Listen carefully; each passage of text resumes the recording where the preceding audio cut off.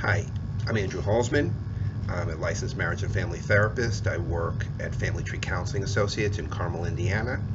You can reach me at 317-457-8668. Be happy to take your call and talk to you. Now, I'm calling this video, I'm Dating a Narcissist, 20 Warning Signs. And when I thought of 20, I had to kind of reduce it. After 30 plus years of working with people, there are often many warning signs when you're dating someone that might be bad for the relationship, sabotage the relationship. Doesn't mean that any one of these in particular should have you run away from the relationship. It's just things to look at, things that could be red flags, things to worry about or be concerned about or deal with, talk about. So too many of us kind of believe in romantic myths that we're going to save someone, or we're going to find a diamond in the rough and polish that diamond up and make it better. Well, the difficulty there, of course, if someone wants to change, they're going to find ways to change on their own. A healthy person takes time off from relationships to work on the most important relationship of all, the one with themselves. So often I'll hear folks who've gotten out of a relationship will talk about how that time in between relationships, they found themselves and they did work on themselves and they met up with other people and they rediscovered their interests and found new interests and connected with friends and found new friends and kind of were very excited about life. Unfortunately for some of us, or for many of us, relationships can sabotage that, and that's a pity, because you really should have other things in your life and not be totally dependent on one person. So again, a person who's healthy, if they have issues, as we all do, they're going to find time to take off from relationships and work on themselves. The men or women who go from relationship to relationship without any space in between, well, they are kind of asking for trouble because they haven't found what they're interested in. They're just being dependent on someone else, and they're just hoping someone else is going to give them everything they need. And so that leads to these warning signs that I want to talk about. If you don't get the insight into yourself, then you just repeat the same pattern over and over again. And I think there are enough people out there who've been in many failed relationships or marriages can attest to that. So some of this I'll be reading, so excuse that. So I think this list of characteristics is a small sampling of reasons to pay attention to both your own issues, because that's the most important part of this, and the person you're dating. So I'm not saying this is, everybody else out there is terrible. If you're attracted to someone who's a narcissist or someone who has big issues they haven't worked on, it's worthwhile to look at yourself and to get into your own recovery. Okay, so number one, a person manipulates your emotions by saying things like, I've always wanted someone like you to make me a better person. This person is often filled with a lot of self-hate and is passing the buck to you rather than working on their own stuff. It didn't work in the past and it won't work in the future to say you're going to make me a better person, because they've gone through many relationships that way. On the same note, if I can't make it work with you, I'll be alone forever. I won't be able to make it work with anybody. So using guilt and using pressure to kind of say, you have to be the one. You have to be the one to help me. Trying to make you feel sorry for him or her, so you'll stay around even though that person may be just displaying bad or destructive behavior that normally you would run for the hills from. Okay, so 3. The person does something really hurtful, and no matter how you try to calmly explain your feelings, you're treated as if you're overreacting, being too sensitive, you're too, you're guilting me, you're too focused on that. you have these conversations with this person and they just don't seem to get it, and you never come away from having these conversations feeling like you've accomplished anything or that they've really heard you. So they hurt your feelings and don't accept that feelings matter or that your feelings matter. That's basically like, again, you're being too sensitive to this, everybody does it, kind of excuses like that. So no matter how much you talk about it with them, it's not satisfying. 4, another narcissistic type issue is the person expects you to run their life on his or her schedule. You wake up, you go to sleep, go out, eat, do what they want to do. And if you stay up late and they're going to sleep, they're going to be grumpy about it. They're going to be angry about it. If you and sulk and be angry. Or if you sleep in and they want to get out and go somewhere, they're going to just take off without telling you and possibly do something that you were going to do together by his or herself. So it's not just the running on the schedule, but it's the aftermath to that there's going to be sulking, or there's going to be inappropriate behaviors that make you feel like you're wrong and you're guilty. And of course that doesn't feel good. So you don't have a lot of say with this kind of person because they know what's right and they expect you to follow what's right by what they're doing. So 5, a person who blames all their relationship failures on the man or the woman that they were with previously. So he or she complains that they were unstable, crazy, insensitive, or just didn't, care enough for that person. They didn't care to understand him or her. So everyone in the previous relationships was bad, crazy. And so I think if that's the case, then you really need to look at yourself, because if this person brings unstable people into their life and you're attracted to someone like this, then what does it say about you? That's the difficulty here. So healthy people attract healthy people. Healthy people who've worked on themselves are going to have healthier relationships. If you're with somebody who's always been with crazy people, that says something about you, him, her, and the relationship. 6, kind of along the same line, he will both denigrate his previous girlfriends or her previous boyfriends and not be able to let go of their relationship. So she'll hold these previous boyfriends up to you as both monsters, and on the other hand, the love of her life or love of his life. And so this person is so focused, love and hate are kind of similar. They're not totally opposite because you're emotionally involved either way. So this person is very angry at that other person, and at the same time, it seems, unable to let go of the relationship and always talks about the relationship and is still grieving the relationship or still angry about the relationship. And in some ways you can't live up to the standards of that other person. That person was a monster and was terrible, but at the same time they're so emotionally involved with that person who seems to be the love of their life. And so that's impossible. You can't win. So that's number 6. Number 7, a narcissistic person will drop hints about how perfect he is, how much money he has, how much therapy he's done, how lucky you are to have him, how lucky you are to have her, that this person is great, and you should be pleased to be with someone that you're dating above your raisin here.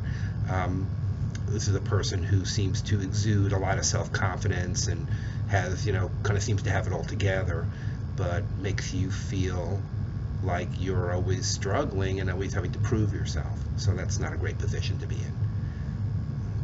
in. Number 8, he or she denigrates you in front of others, makes jokes about you. If you complain, you're too sensitive. So this is a person who is teasing and saying, oh, it's just a joke, but it hurts your feelings, and kind of goes back to if you're explaining, well, that's not something I want you to do, and they keep it up, that is a warning sign that somebody puts you down, denigrates you, holds you up to ridicule. Number 9, someone who used to, when you first were dating, when you were in the kind of early, very close enmeshment phase, supported your ideas and your thoughts, but now kind of questions it and doesn't go along with it, and doesn't really give you validation for what you're talking about and what you're thinking about. So if you have an idea, it gets dissected, it gets criticized. Again, this person is narcissistic and only wants to do things the way they want to do things. That's number 9. And number 10. Like I said at the beginning, he seems like a challenge or a diamond in the rough person who is, you know, rough on the outside, difficult, and you want to fix that person. That romantic vision is lovely, but if the person really wants to change, they're going to do it on their own. So that may be just who that person is.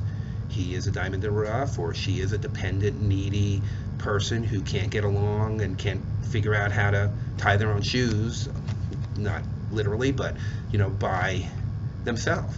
So that's a warning sign. Or he or she, number 11 rather, he or she warns you about previous bad behavior, affairs, anger, raging, abuses, and indicate that he or she is working on it, but it's not completely healed. Now, there's an implication here that you're the one who's going to help her or him to be healthy and overcome the past. The difficulty there, again, of course, is this is giving that person an out when she or he acts out again. So, see, I told you, this is who I am. I'm going to be this person who, I told you at the beginning of our relationship that I'm going to rage, I'm going to cheat on you.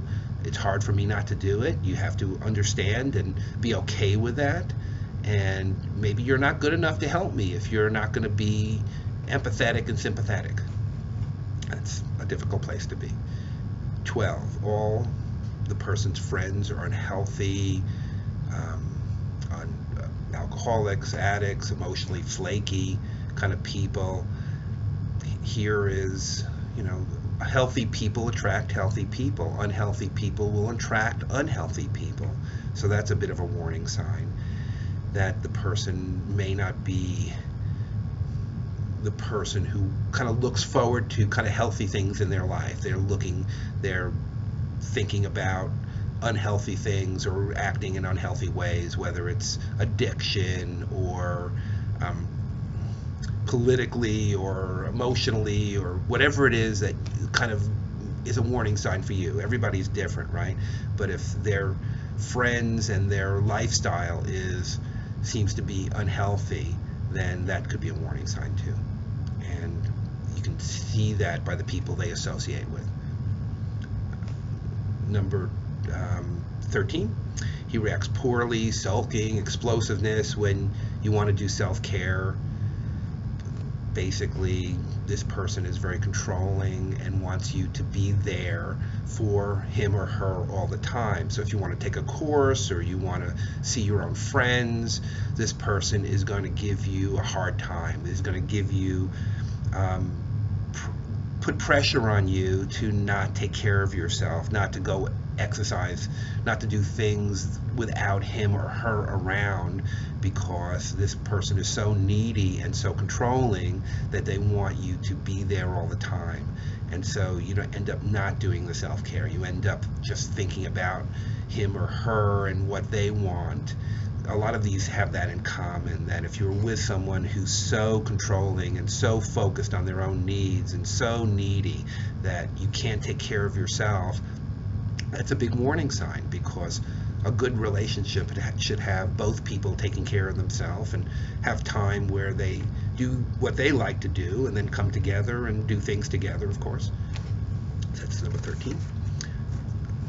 Number 14, she or he gets sick, headache, stomach ache, when you're supposed to do something you want. So along the same lines, right? If you're trying to do some event, you know, you're invited to a work event, or there's something, a concert you want to go to, or a movie you want to go to, and this person is not as interested in it, as opposed to saying, well, I don't want to go, why don't you go with some friends? It's, arranges to go with you and then kind of falls apart. It's a subtle ploy to keep you from having other people in your life, other interests in your life, a controlling narcissistic focus where you it's an indirect focus, right? I'm not going to say directly that I don't want you to do this or I don't want to do this, but I'm going to sabotage it.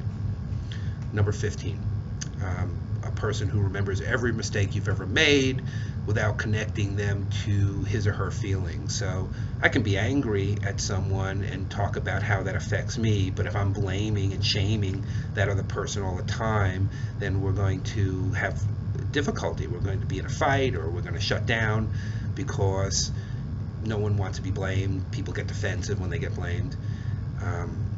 And it's not about any kind of growth in that relationship. This person is just bringing up those mistakes to kind of one up the other person.